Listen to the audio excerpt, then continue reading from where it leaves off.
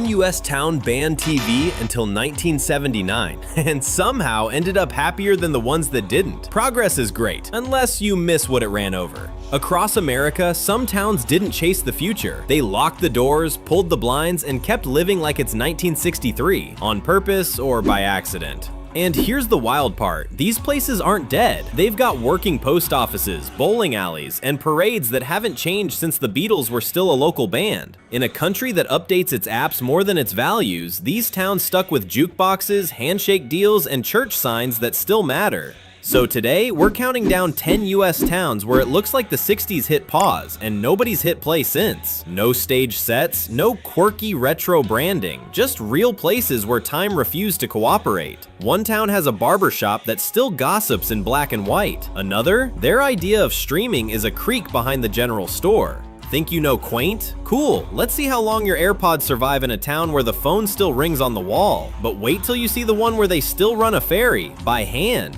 Yeah, with a rope, like settlers. Choosing wrong could cost you thousands, or at least your grip on reality. No pressure. Like this video if you secretly wish your town had a milkman. Subscribe so you don't end up in a city that replaced its library with a vape lounge. Let's break it down. Number 10, Mount Airy.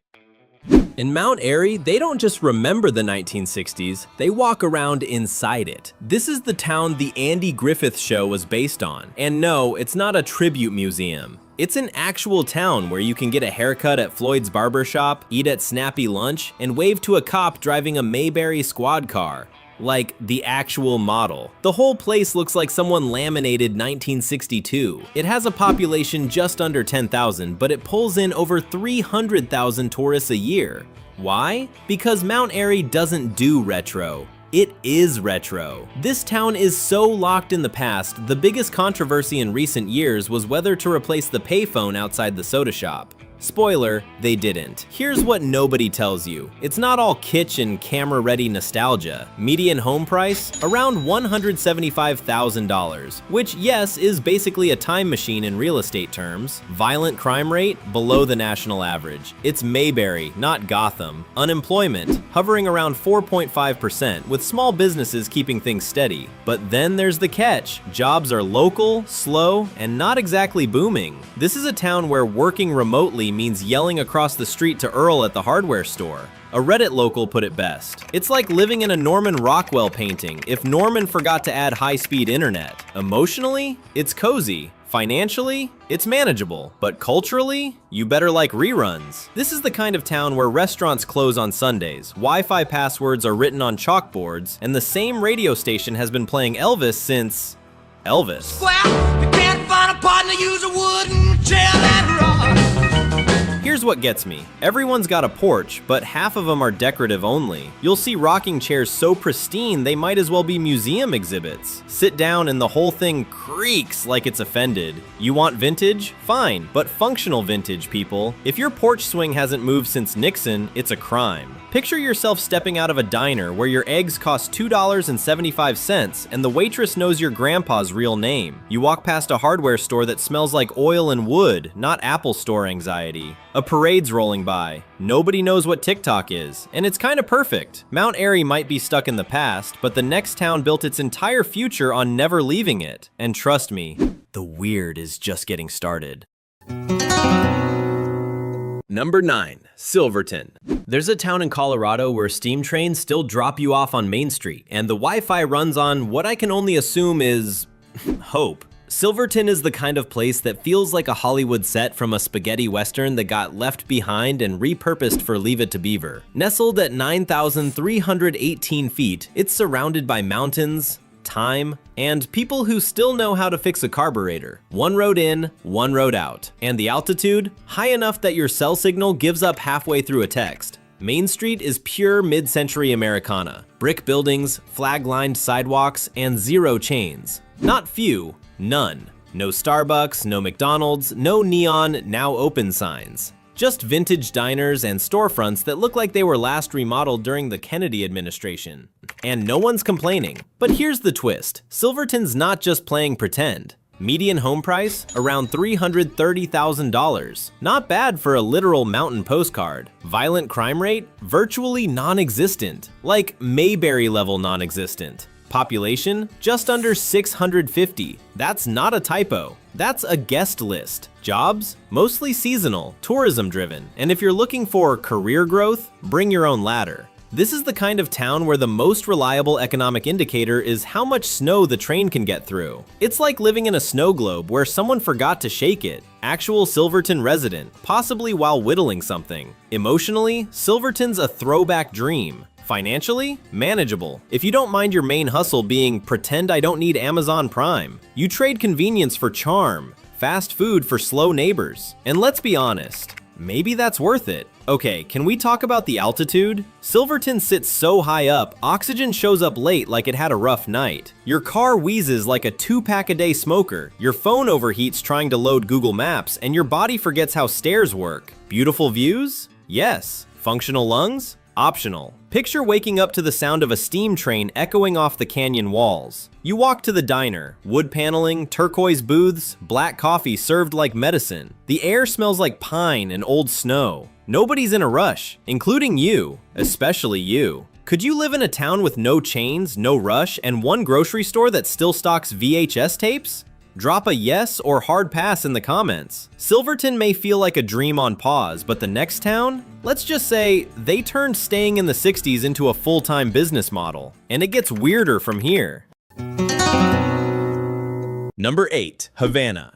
Havana, Illinois is the kind of place where Main Street looks so authentically 1960s, you half expect a milk truck to cut you off. Havana sits along the Illinois River, population hovering around 3,000, and absolutely zero interest in becoming the next big thing. The downtown? Brick storefronts, neon signs, and a movie theater that still runs on 35mm film like it's auditioning for a time capsule. Even the diners look like they've been marinating in bacon grease since the Johnson administration. People live slow here.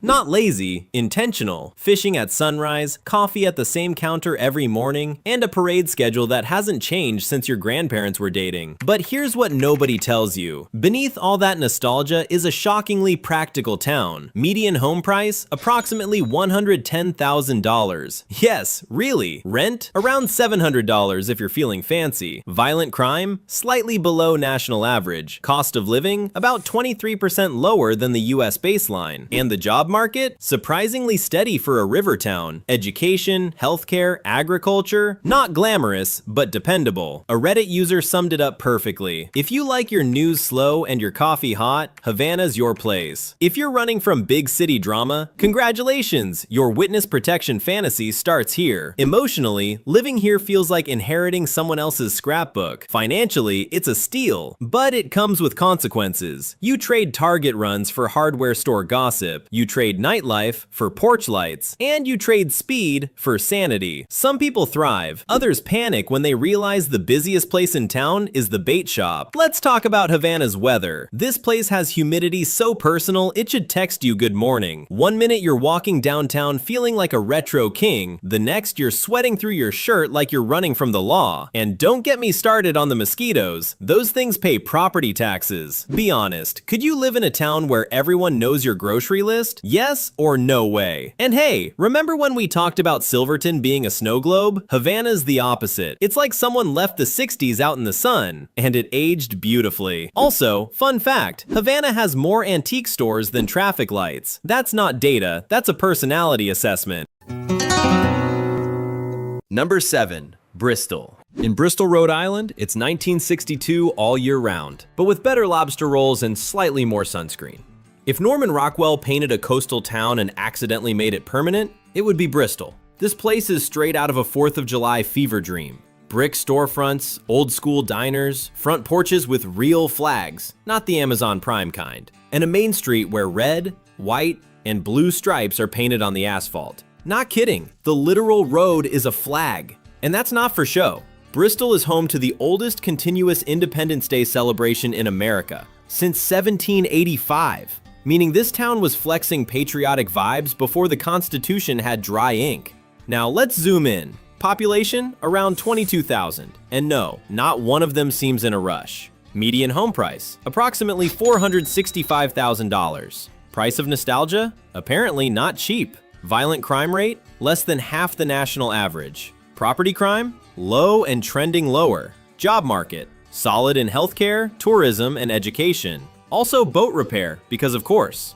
A local on Reddit said, "It's like Pleasantville with seafood. Just don't try to order fast food. It's all slow on purpose." Translation? You're not just stepping back in time, you're waiting there too. Financially? It's coastal New England. Quaint doesn't come with a discount. Emotionally? If you're into flag waving, antique shopping, and living in a perpetual Norman Rockwell illustration, this place hits like warm apple pie on a vintage plate. But here's the catch. You either blend in or you bounce. There's no just visiting energy here. If you move to Bristol, you better own a pair of boat shoes and pretend to care about sailing.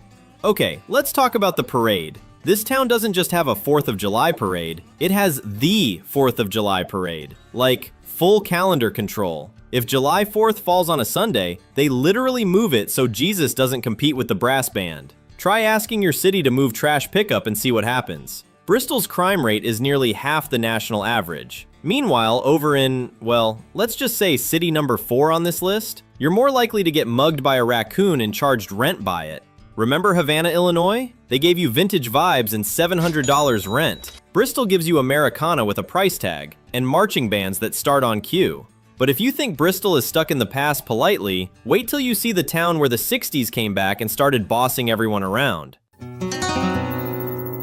Number 6. Bisbee. Bisbee, Arizona is where retired miners, retired hippies, and retired typewriters all go to live in peace. Together. Let's set the scene. Bisbee is a former copper mining town tucked into Arizona's Mule Mountains. But instead of crumbling in the ghost town status like so many others, Bisbee evolved. Sort of. When the mines shut down in the 70s, the artists moved in. And the weirdos. And the wanderers. It's as if the town collectively said, what if the 60s just never left? And no one argued. Bisbee is a walking contradiction. You'll find psychics next to antique shops, biker bars next to bookstores, and parades for things like chairs and mushrooms. Literal parades. No one's in a hurry. The buildings lean. The people leaner. Okay, let's talk numbers. Population around 5,000, not counting the ghosts. They have tours for those. Median home price approximately $255,000. Cheaper than coastal nostalgia, more expensive than isolation. Rent approximately $800 per month, unless your landlord accepts paintings as partial payment. Not a joke. Crime, low, unless you count how aggressively some of the art stares at you. Job market, arts, tourism, remote work. Not a ton of cubicles. Also, not a ton of clocks. Bisbee is where people move when they get tired of pretending they care about modern life. Max translation, if you own more incense than suits, welcome home. Emotionally, Bisbee feels like a Wes Anderson dream set in a thrift store. Financially, it's surprisingly accessible, especially if you're not picky about square footage, straight walls, or functional plumbing. But the lifestyle? That's the real currency. You won't find fast food chains, but you will find a haunted hotel, a bar inside a cave, and a woman who's probably been selling crystals since Nixon resigned. Look, I love eccentric charm, but can we talk about Bisbee's parking situation? There is none. Every house is on a 45-degree slope, and every car looks like it's contemplating suicide. You haven't truly questioned your life choices until you've parallel parked on a street so steep your coffee slides off the dashboard before you hit park. Imagine waking up to the sound of nothing, except maybe a distant wind chime, a rooster, or someone practicing saxophone from a roof. The sun cuts through the canyon like a stage light. You wander into a diner that serves vegan pancakes and cowboy poetry. Someone compliments your aura. You don't know what that means. You say thank you anyway. Could you live in a town where the town slogan might as well be "time is fake"? Yes, sign me up for the weird. Nope, I need GPS and flat sidewalks. Bristol had tradition. Bisbee has a guy named Zeke who makes furniture out of tires and political commentary. Totally different skill sets.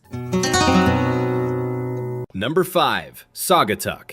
Saugatuck is what happens when a 1960s beach town grows up, keeps the vinyl, and becomes fabulously chill instead of falling apart. If Norman Rockwell and Andy Warhol designed a town together and then retired there with matching straw hats, it would look like Saugatuck. Tucked along Michigan's west coast, right on Lake Michigan, this place is a time loop with good coffee and better taste in fonts. Downtown, pastel buildings. Awning-covered cafes, antique shops with radios that still work and still play Motown. There's an actual chain ferry from the 1800s that still crosses the river by hand. Yes, manually, with a rope, like the Oregon Trail, but make it cozy. And here's the thing, it's not themed. No one's trying to look vintage. It just never updated, and somehow that makes it timeless. Now let's talk real life. Population, approximately 925 full-time residents. That's not a typo. Median home price, around $550,000. Turns out nostalgia plus lakefront equals dollars. Rent, limited, seasonal, and expensive. Crime rate, very low. Like someone stole my beach chair levels. Job market, tourism, hospitality, arts. Also, you can probably get paid in honey or driftwood if you ask nicely. One local wrote, Saugatuck is like if Bob Ross painted Provincetown and then told everyone to relax and be nice to each other. It's charming and low-key allergic to stress. Living here is equal parts adorable and expensive. You'll find your inner peace. You might also lose your savings at a boutique called Shirt Happens. Want a cheaper home? Go inland. Want the mid-century lakeside life? Prepare to overpay for simplicity. You're not just buying a house, you're buying into a vibe. Alright, can we talk about parking in summer? The town triples in size when tourists roll in. And trying to find a spot near Oval Beach? You have a better chance of winning an Oscar while holding a latte and weeping into your sandals. Locals either walk, bike, or develop a sixth sense for when Brenda is leaving the fudge shop. Imagine waking up to the sound of waves and wind chimes. You walk past clapboard houses, smell sunscreen, and hear a barista call someone hun unironically. You take a chain ferry across a slow river, browse art you can't afford, and grab lunch from a food truck that only sells 5 things, and all of them slap. Would you live in a town where your barista probably has a master's in sculpture and your neighbor hosts jazz brunches in his garage? Yes, sign me up for the weird. No, I'll take my suburbs straight, thanks. Saugatuck's biggest crime is a seagull stealing your lunch. Meanwhile, 4 cities over, you're dodging catalytic converter thieves like it's a sport. But if you think Saugatuck's frozen in time on purpose, wait until you see the next place, where the town got sold, and nobody updated anything after that. Trust me, you're gonna want to see this.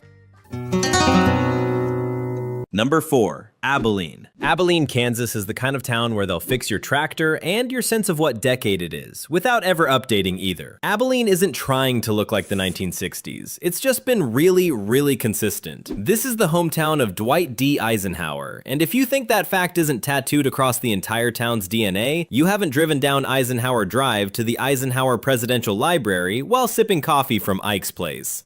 Yeah. It's like someone said, let's build a town, and then not touch it for 60 years. You've got classic Americana storefronts, drive-in restaurants, weekly paper boys, old folks who call the mayor by his first name, and a main street where time didn't slow down, it refused to move forward. Under the nostalgia, real stats, real life. Population around 6,400, just big enough for variety, small enough for gossip. Median home price, approximately $160,000. Yes, 160. Cost of living, 26% below the national average. Crime rate, low. Like someone left their truck running while they went into the post office low. Job market, small town steady. Agriculture, education, a bit of healthcare, and tourism powered by Dwight's eternal fan base. Living here means your budget breathes. No 5G drama, no rush hour, and if you're lucky, your neighbor might fix your fence just for fun. But it also means limited options. Your job pool? Shallow. Your nightlife? Quieter than a library during finals. Your grocery store? Probably has 5 aisles and a gossip counter. Okay, Abilene, we gotta talk about your weather. One week it's 80 and sunny. The next, you're scraping ice off your windshield with a credit card while the wind tries to slap your soul out of your body. Pick a season. Commit. Kansas doesn't have weather. It has a roulette wheel with tornadoes taped to it. Picture stepping out onto your front porch in the morning. Screen door creaks. You wave at the same neighbor who's been walking their dog since Eisenhower left office. The sun rises over a water tower. The air smells like cut grass and diner grease. You feel safe, still, steady. Like maybe the world isn't ending. Not here anyway. Abilene's idea of crime is someone forgetting to wave back. Meanwhile, 3 hours east, cities are solving crimes with license plate cameras and panic. Bristol gave you colonial flags. Bisbee gave you artist ghosts. But Abilene? It gives you Eisenhower. Straight spine, steady hands, no funny business. Just like the town. But while Abilene quietly preserves the past, the next town on our list practically spray painted "Do Not Disturb" across its entire history. And yeah, you're definitely gonna want to see that. Number 3. Woodstock. Welcome to Woodstock, where the 1960s never ended. They just opened a gift shop. Look, if you're wondering why Woodstock made this list, just walk through town once. Somewhere between the Tibetan prayer flags, the bookstore named Miracles, and a woman selling homemade essential oils out of a former gas station, you realize this place didn't just survive the 1960s, it franchised it. Contrary to popular belief, the famous 1969 Woodstock Music Festival never happened here. That was Bethel, New York, 2 hours away. But that hasn't stopped Woodstock from becoming the de facto capital of retro peace, psychedelic nostalgia, and spiritual side quests that smell like incense and cost $14.99 a stick. But under all that flower power, some real numbers. Population around 6,000, with more drum circles than stoplights. Median home price approximately $550,000, because apparently enlightenment isn't cheap. Cost of living 35% above national average. Crime rate low. The worst thing here is probably a passive-aggressive bumper sticker. Jobs? Mostly tourism, art, and low-stress entrepreneurship. Think candle shop owner, Reiki healer, gluten-free bagel dealer. A real quote from Reddit. It's like Portland had a baby with a yoga retreat and forgot to teach it capitalism. It's hippie Disneyland with Wi-Fi. Here's the twist. While it looks like the 60s, the economics are fully 2020s. Rent's steep, groceries are organic and overpriced, and if you're not an artist, a barista, or selling metaphysical alignment stones out of your trunk, well, good luck finding full-time work. You're paying for the vibe, not the convenience, and definitely not the target because there isn't one. Woodstock, I love you, but can we talk about your obsession with festivals? There's one every weekend. Full moon goat yoga, solar-powered folk jam, silent drum circle. What are we even doing anymore? I came to relax, not accidentally join a cult of barefoot saxophonists who think Mercury's in retrograde again. Picture this. You're walking down a maple-lined street, acoustic guitar chords floating out of a cafe, hand-carved signs pointing you toward vintage vinyl, vegan empanadas, and aura cleansing. You don't know if you're in 1967 or a dream. Then someone offers you lavender lemonade and your wallet gently evaporates. If a town doesn't have a Walmart but does have 3 crystal shops and a kombucha brewery, would you move there? Woodstock is proof that peace, love, and handmade soap can cost as much as a Brooklyn studio apartment, and somehow, people still line up to join. Bisbee was quirky, Abilene was stuck in time, but Woodstock? It's curated nostalgia, like someone handpicked the parts of the 60s that still sell and turned it into a lifestyle brand. But if you thought Woodstock was weird, the next town makes Throwback feel like a full-blown time warp, with fewer sitars and way more secrets. Number 2. Wall Drug.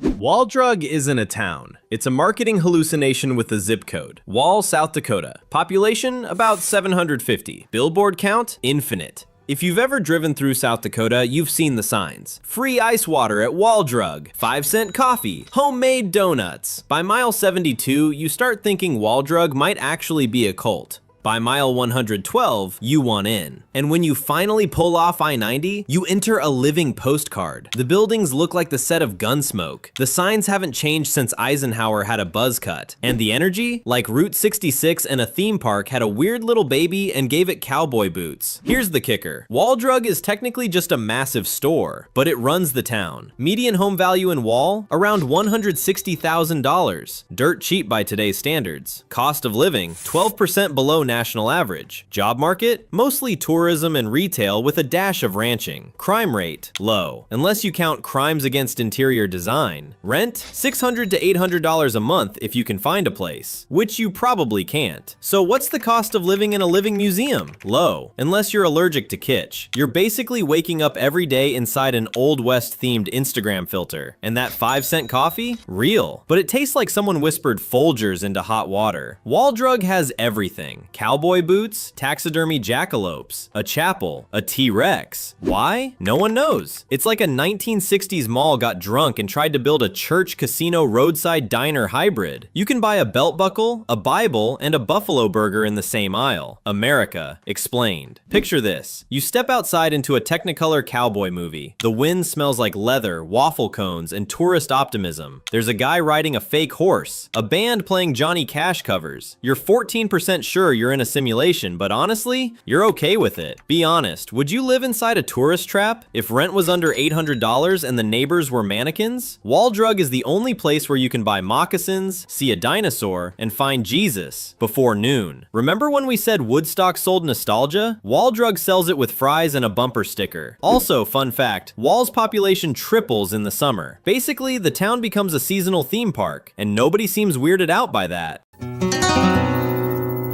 Number 1. Mineral Point. In Mineral Point, time didn't stop. It politely excused itself, baked a pie, and went home. Welcome to Mineral Point, Wisconsin, where the vibe is Norman Rockwell but with better cheese. This place is pure mid-century Americana. The kind of town where Main Street actually matters. People wave at each other unironically, and if you ask where the Starbucks is, they might recommend you see a doctor. Founded by Cornish miners in the 1800s, Mineral Point peaked sometime between the invention of the Ford Mustang and the last time someone said groovy without irony. And it stayed there. The buildings? Original limestone. The shops? Independent. The energy? Like someone cast a preservation spell and forgot the expiration date. But here's the twist, Mineral Point didn't accidentally preserve the past, it chose to. This town was one of the first in Wisconsin to prioritize historical preservation, on purpose, before it was cool. Or rather, when it was cool, in 1965. Stats? Let's dig in. Median home price, around $240,000. Yes, for real homes, not Lego replicas. Crime rate, lower than your cholesterol after a month on Cornish pasties. Cost of living, 14% below the national average. Unemployment, 2.8%, which is either a sign of a healthy economy or just a town where nobody wants to leave. Quality of life, 9 out of 10, unless you're allergic to pottery studios and Americana. One local put it like this on Reddit: it's like living in a Hallmark movie, but without the fake snow or aggressive Christmas trauma. So what's the catch? Well, if you're under 40, you might be mistaken for a visiting documentary crew. There's one gas station, 2 antique stores, and roughly 300 people named Barb. But if you're the kind of person who thinks the 60s had it right, walkable towns, local diners, and literal milkmen, this town's not stuck in the past, it's curating it. Here's the thing about Mineral Point. Everyone is nice. Suspiciously nice. You'll ask someone for directions, and suddenly you're being invited to their church picnic and asked to judge a rhubarb pie contest. It's wholesome to the point of discomfort. Like, I think I'm in a Truman Show reboot levels of polite. Also, if you want a haircut after 5 p.m., good luck. That's bedtime. Okay, let's settle this. Would you trade Wi-Fi for walkability? Comment yes, or are you out of your mind, Max? Just for the record, this is the only town on the list where you can eat a Cornish pasty, buy a hand-thrown mug, and also run into your 4th grade teacher, who's still teaching somehow. And no, unlike Wall Drug, Mineral Point doesn't have a giant animatronic T-Rex, but it does have a 70-year-old blacksmith who still flirts with the librarian. Same energy. It's like if Pleasantville and Bob Ross had a baby, and that baby ran for mayor. Smash that like button if you've ever wanted to flee society and disappear into a town where your biggest responsibility is showing up to the pie auction. And subscribe if your backup life plan involves opening a general store no one asked for. If nostalgia were a drug, Mineral Point would be an unregulated pharmacy with no hours and 3 rocking chairs out front.